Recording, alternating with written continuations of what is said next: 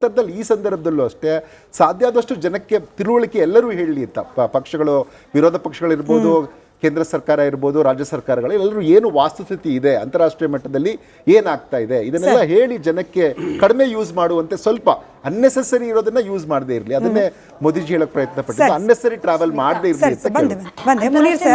Munir sir, Vijendra ಅವರು ಕೂಡ ಸಲಹೆ ಕೊಟ್ಟರು. ನಾನು ಬ್ರೇಕ್ ಇಂತ ಮುಂಚೆ ಕೂಡ ಹೇಳ್ತಾ ಇದ್ದೆ, ನೀವು ಬೇರೆ ಬೇರೆ ರಾಜ್ಯಗಳ ಲೆಕ್ಕ ಕೊಡೋದಕ್ಕಿಂತ ಕಾಂಗ್ರೆಸ್ನ ನಾಯಕರು you have an golden opportunity.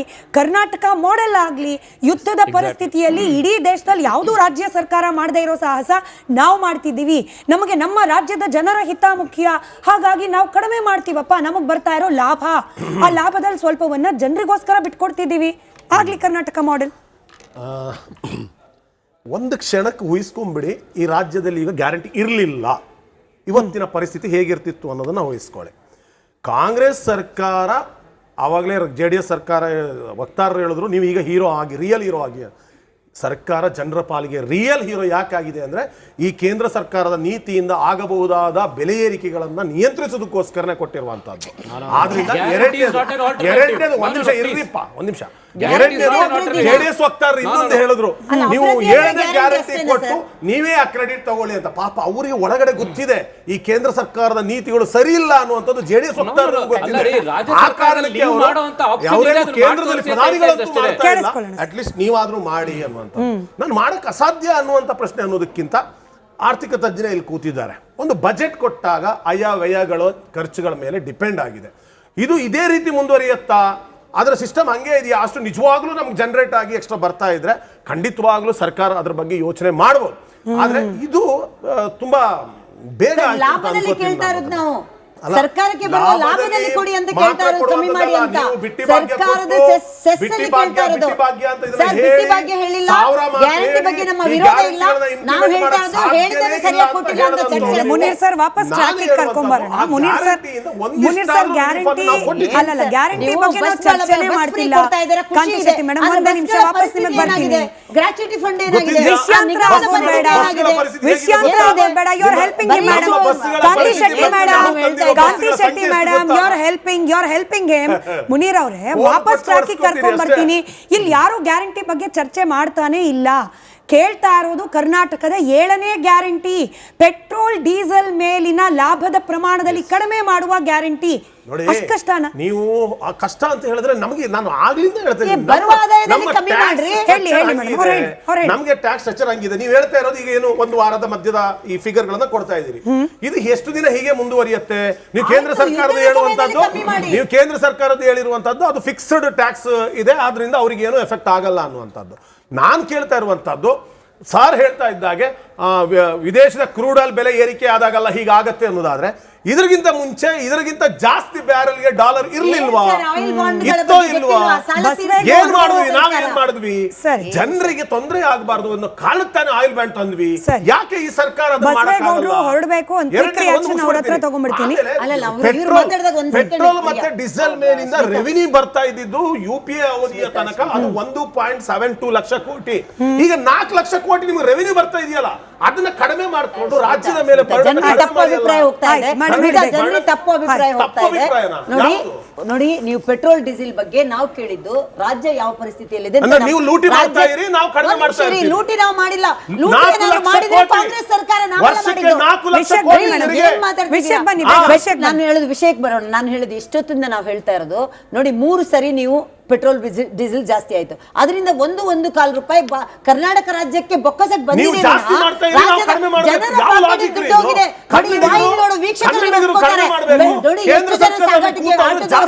Taxi ಇರ್ಬೋದು, ಪ್ರತಿಯೊಬ್ಬರಿಗೂ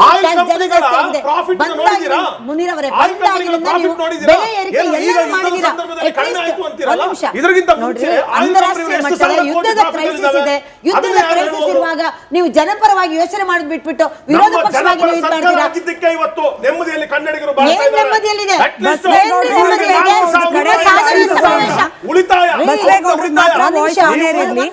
ಬಸವೇಗೌಡ್ರೆ ಆರ್ ಅಶೋಕ್ ಅವರ ಹೇಳಿಕೆ ನಿಮಗೆ ವಾಪಸ್ ಬರ್ತೀನಿ.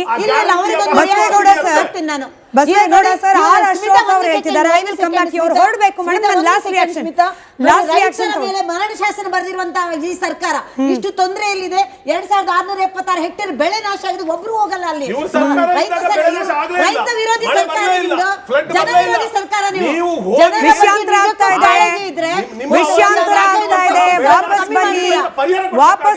ವಾಪಸ್ ಬನ್ನಿ ಆರ್ ಅಶೋಕ್ ಅವರ ಹೇಳಿಕೆ ಬಗ್ಗೆ ಜೆಡಿಎಸ್ ವಕ್ತಾರ ರಿಯಾಕ್ಟ್ ಮಾಡ್ಲಿ ಅದಾದ್ಮೇಲೆ ಒಂದು ಫ್ಯಾಕ್ಚುಯಲ್ ಇನ್ಫಾರ್ಮೇಶನ್ ಬೇಕು ಅನ್ನೋ ಕಾರಣಕ್ಕೆ ಕೇಶವ್ ಸರ್ ರಿಯಾಕ್ಟ್ ಮಾಡಲಿ ಆರ್ ಅಶೋಕ್ ಅವರು ಹೇಳ್ತಾರೆ ಪೆಟ್ರೋಲ್ ಡೀಸೆಲ್ ಮೇಲಿನ ತೆರಿಗೆ ಅಥವಾ ಈ ಬೆಲೆ ಏರಿಕೆ ಇತ್ಯಾದಿ ಏನು ಬೆಳವಣಿಗೆ ಇದೆ ಅದರಿಂದ ಕೇಂದ್ರ ಸರ್ಕಾರಕ್ಕೆ ಒಂದೇ ಒಂದು ನಯಾ ಪೈಸೆ ಕೂಡ ಲಾಭ ಇಲ್ಲ ಆರ್ ಅಶೋಕ್ ಅವರ ಸ್ಟೇಟ್ಮೆಂಟ್ ಇದು ಜೆಡಿಎಸ್ ವಕ್ತಾರರು ಉತ್ತರ ಕೊಡಿ ಮೇಡಮ್ ನೋಡಿ ಈಗ ಪ್ರೈಸ್ ಫಿಕ್ಸೇಷನ್ ಅಂತ ಹೇಳಿದಾಗ ಆ ರೇಷು ನಾವು ಬೇಸ್ ಪ್ರೈಸ್ ಎಷ್ಟಿದೆ ಆಯಿಲ್ ಕಂಪನೀಸ್ ಎಷ್ಟು ಪ್ರಾಫಿಟ್ ಮಾಡ್ಕೊಳ್ತಾ ಇದೆ ಕೇಂದ್ರ ಸರ್ಕಾರದವ್ರು ಎಷ್ಟು ಲಾಸ್ ಇನ್ಕರ್ ಮಾಡ್ಕೋಬೋದು ರಾಜ್ಯ ಸರ್ಕಾರದವ್ರು ಎಷ್ಟು ಲಾಸ್ ಇನ್ಕರ್ ಮಾಡ್ಕೋಬೋದು ಅನ್ನೋಂಥ ಒಂದು ರೇಷು ವರ್ಕೌಟ್ ಮಾಡೋಣ ನಾವಿಲ್ಲಿ ಕೇಂದ್ರ ಸರ್ಕಾರದವ್ರಿಗೂ ಮನವಿ ಮಾಡ್ಕೊಳ್ತಾ ಇದ್ದೀವಿ ನಾವು ಅದರಲ್ಲಿ ಅಲಯನ್ಸ್ ಎಲ್ಲ ಇದ್ದೀವಿ ಪ್ಲಸ್ ರಾಜ್ಯ ಸರ್ಕಾರದವ್ರಿಗೂ ಇರೋದು ನಾವು ಮನವರಿಕೆ ಮಾಡ್ಕೊಂಡು ಕೊಡ್ತಾ ಇರೋದು ಏನು ಅಂತ ಹೇಳಿದ್ರೆ ಆಗೋದೇ ಇಲ್ಲ ಅಂತ ಹೇಳಿದ್ರೆ ಯಾರು ನಾವೇನು ಮಾಡೋಕ್ಕಾಗಲ್ಲ ಆದರೆ ನಿಮ್ಗೆ ಆಪ್ಷನ್ ಇದೆ ಮಾಡ್ಬೋದಲ್ಲ ಮಾಡಿ ನೀವು ಅಂತ ನಾವು ರಿಕ್ವೆಸ್ಟ್ ಮಾಡ್ಕೊಳ್ತಾ ಇರುವಂಥದ್ದು ಈಗ ಅವರಿಗೆ ನಾವು ಹೇಳ್ದಂಗೆ ನಮಗೆ ಇರುವಂಥ ಫ್ಯಾಕ್ಟ್ಸ್ ಅಂಡ್ ಫಿಗರ್ಸ್ ನಾವು ಕ್ಯಾಲ್ಕುಲೇಷನ್ಸ್ ಮಾಡಿದ್ರು 3 ರಿಂದ 6 ರೂಪಾಯಿ ಮಾಡ್ಬೋದು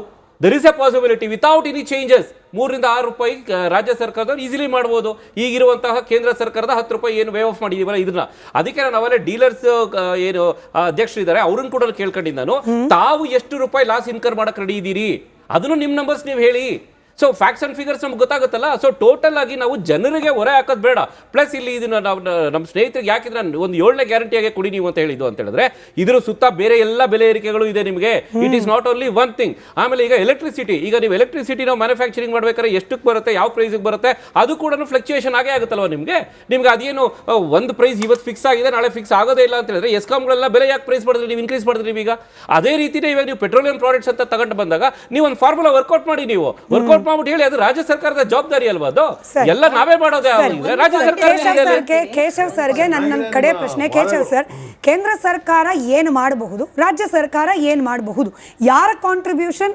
ಹೆಚ್ಚಿಗೆ ನಿರೀಕ್ಷೆ ನಾವು ಇಟ್ಕೊಳ್ಬಹುದು ಅಂತ ಹೇಳಿ ಅದೇ ಇದಕ್ಕೆ ಏನಂದ್ರೆ ಫ್ಲಾಟ್ ಎಕ್ಸೈಸ್ ಡ್ಯೂಟಿ ಹಾಕ್ತಾರೆ ಕೇಂದ್ರ ಸರ್ಕಾರ ಅದರ ಜೊತೆಗೆ ಅಡಿಷನಲ್ ಸೆಸ್ ಎಲ್ಲ ಹಾಕ್ತಾರೆ ಸೊ ಈ ಸಂದರ್ಭದಲ್ಲಿ ಏನು ಅಂತಂದರೆ ಒಂದು ಕಂಪನಿಗಳು ತುಂಬ ಲಾಸ್ ಇರೋದ್ರಿಂದ ಅವರು ಒಂದು ಹೆಜ್ಜೆ ಮುಂದೆ ಹೋಗಿ ಕಂಪನಿಗಳಿಗೆ ಅನುಕೂಲ ಆಗಲಿ ಅಂತ 10 ರೂಪಾಯಿ ಕಡಿಮೆ ಮಾಡಿದ್ದಾರೆ ಈ ಅಡಿಷ್ನಲ್ ಏನು ಎಕ್ಸೈಸ್ ಡ್ಯೂಟಿ ಹಾಕ್ತಾರೆ ಅಡಿಷ್ನಲ್ ಸೆಸ್ ಹಾಕ್ತಾರೆ ಇದರಲ್ಲಿ 1 ರೂಪಾಯಿ ಅದು ಆ ಥರ ಯೋಚನೆ ಮಾಡಬಹುದು ಅವರು ಮಾಡೋಕ್ಕಾಗದೇ ಇಲ್ಲ ಅಂತಲ್ಲ ಆದರೆ ಏನೀಗ ಡೆವಲಪ್ಮೆಂಟ್ ನೀಡ್ಸಲ್ಲಿ ಬೇರೆ ಹಣ ಅವ್ರಿಗೆ ಬೇಕಾಗೋದ್ರಿಂದ ಈಗ ಫಾರ್ ಎಕ್ಸಾಂಪಲ್ ಈಗ ನಮ್ಮದು ಜಿಯೋಗ್ರಫಿಕಲ್ ಇವಾಗ ಜಿಯೋಪೊಲಿಟಿಕಲ್ ನೋಡ್ತಾ ಇದ್ರೆ ಇದು ಒಂದು ವೇಳೆ ಯುದ್ಧ ಕಂಟಿನ್ಯೂ ಆದರೆ ಇರಾನ್ ಅವ್ರು ಹೇಳ್ತಾರೆ ಇದನ್ನು ನಾವು ಬೇರೆ ಇದಕ್ಕೂ ಮುಂದುವರಿಸ್ತೀವಿ ಬೇರೆ ರಾಷ್ಟ್ರಗಳ ಮೇಲೂ ನಾವು ದಾಳಿ ಮಾಡ್ತೀವಿ ಅನ್ನೋಂಥ ಮಾತನಾಡ್ತಾರೆ ಅದಕ್ಕೂ ಇದತೆಗೂ ದುಡ್ಡು ಬೇಕಾಗುತ್ತೆ ಹಾಗೆ ಕರ್ನಾಟಕದ ಅಥವಾ ಬೇರೆ ರಾಜ್ಯಗಳ ವಿಚಾರಕ್ಕೆ ಬಂದಾಗ ರಾಜ್ಯಗಳಿಗೂ ಅವುಗಳದೇ ಆದಂಥ ಅಭಿವೃದ್ಧಿಯ ವಿಚಾರಗಳು ಇರುತ್ತೆ ಅಭಿವೃದ್ಧಿಗೆ ಖರ್ಚು ಮಾಡೋದಿರುತ್ತೆ ಆದರೆ ಇವಾಗ ಸದ್ಯಕ್ಕೆ ನೀವು ಕೇಂದ್ರ ಮತ್ತು ರಾಜ್ಯಕ್ಕೆ ಹೋಲಿಸಿದ್ರೆ ರಾಜ್ಯದ ಪಾಲು ಜಾಸ್ತಿ ಇದೆ ತೆರಿಗೆ ವಿಚಾರದಲ್ಲಿ ಹಾಗಾಗಿ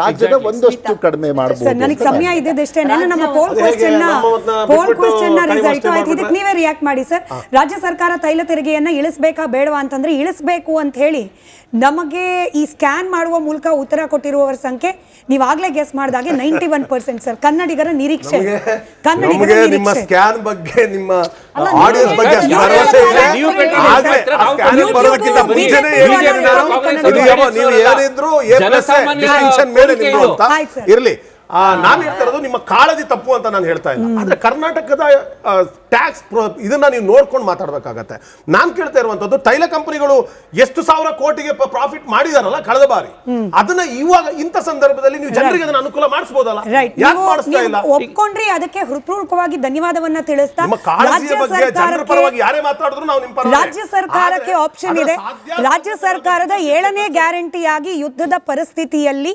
ಪೆಟ್ರೋಲ್ ಹಾಗೆ ಡೀಸೆಲ್ ಮೇಲಿರುವ ರಾಜ್ಯ ಸರ್ಕಾರದ ಕೆಎಸ್ಟಿಯನ್ನ ಇಳಿಸುವ ಧಾರಾಳತೆಯನ್ನ ಸಿದ್ದರಾಮಯ್ಯನವರ ನೇತೃತ್ವದ ಸರ್ಕಾರ ತೋರಿಸಲಿ ಅಂತ ಆಶಿಸ್ತಾ ಚರ್ಚೆ ಮುಗಿಸ್ತಾ ಇದ್ದೀನಿ ಧನ್ಯವಾದ ಎಲ್ರಿಗೂ ಚರ್ಚೆಯಲ್ಲಿ ಭಾಗಿಯಾಗಿದ್ದಕ್ಕೆ ನೋಡ್ತಾ ಇರಿ ರಿಪಬ್ಲಿಕ್ ಕನ್ನಡ ಇದು ನಿಮ್ಮ ಧ್ವನಿ